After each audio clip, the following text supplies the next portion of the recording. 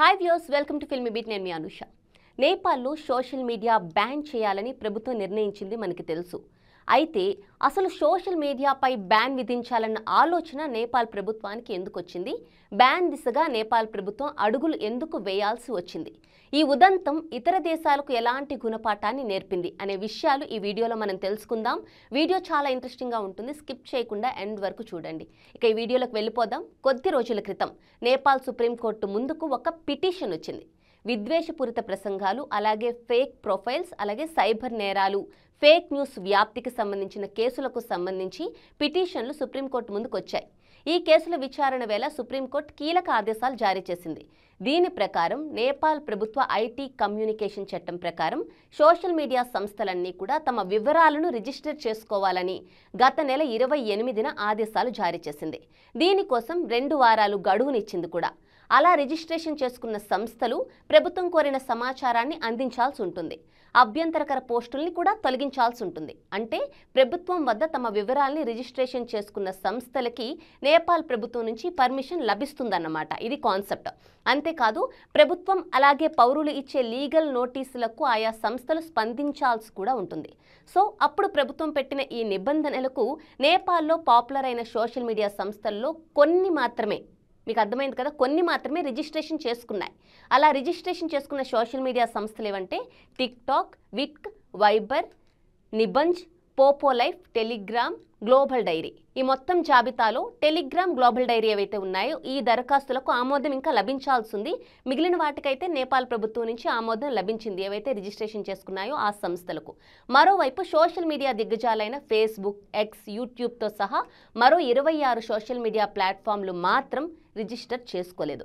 మరోవైపు ఈ సంస్థలన్నీ కూడా భారతదేశంలో మాత్రం ఇదే తరహా నిబంధనలకు ఓకే చెప్పి నేపాల్లో మాత్రం అందుకు భిన్నంగా రియాక్ట్ కావడంపై అక్కడి ప్రభుత్వం ఈ సోషల్ మీడియా సంస్థలపై బ్యాన్ విధిస్తూ ఈ నెల 3న నిర్ణయం తీసుకుంది.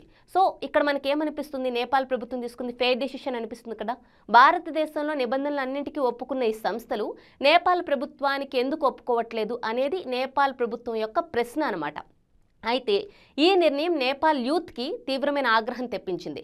ఈ నేపథ్యంలో ప్రభుత్వం తీసుకున్న చర్య భావ ప్రకటన స్వేచ్ఛకు విఘాతం కల్పిస్తోందంటూ జెన్జీ గైస్, అదే అండి మన 2K కిడ్స్ ఉన్నారు కదా, వీళ్ళంతా కూడా టిక్టాక్ లాంటి అందుబాటులో ఉన్న సోషల్ మీడియా ప్లాట్ఫామ్ మీద ఉద్యమాన్ని ప్రారంభించారు. సోమవారం ఉదయం నుంచి ఒక్కొక్కరుగా రోడ్ల మీదకు వచ్చిన వాళ్ళు మధ్యాహ్నానికి సుమారు 12,000 మంది యువకులు ఈ నిరసనల్లో పాల్గొన్నారు.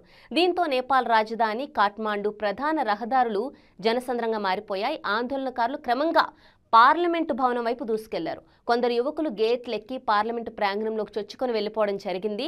నేపాల్ చరిత్రలో ఆందోళనకారులు పార్లమెంటు ప్రాంగణంలోకి చొచ్చుకురావడం ఇదే తొలిసారి కావడం గమనార్హం.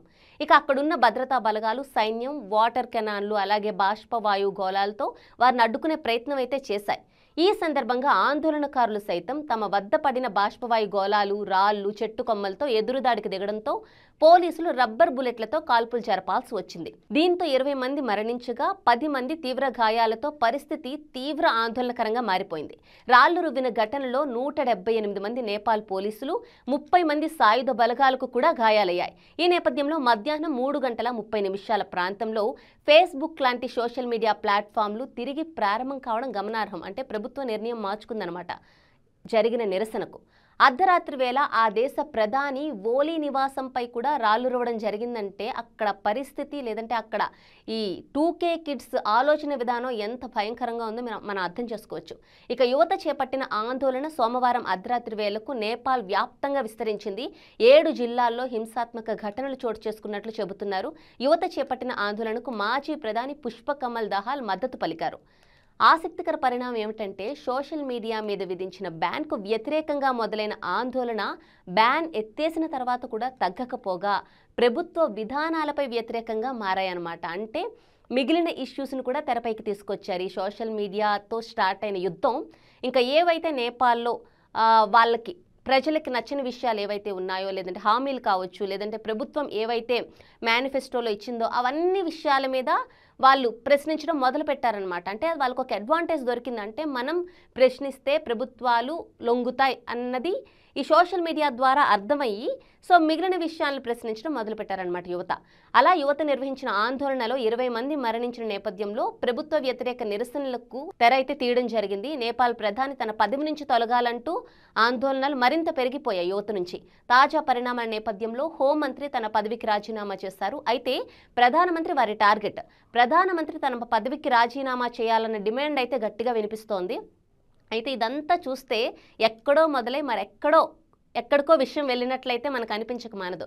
అయితే ఇక్కడ విషయం ఏమిటంటే ప్రభుత్వం తీసుకున్న నిర్ణయం మంచిదే అయినప్పటికీ అది ప్రజల్లోకి సవ్యంగా వెళ్ళలేదని మనకి క్లియర్గా అర్థమవుతుంది. అట్ ద సేమ్ టైం ఈ జెన్జీ కిడ్స్ ఆలోచన విధానం కూడా ఎంత భయానకంగా ఉందో కూడా మనం ఇక్కడ చూడొచ్చు. మీకేమనిపిస్తుందో కామెంట్స్ ద్వారా నాకు తెలియజేయండి.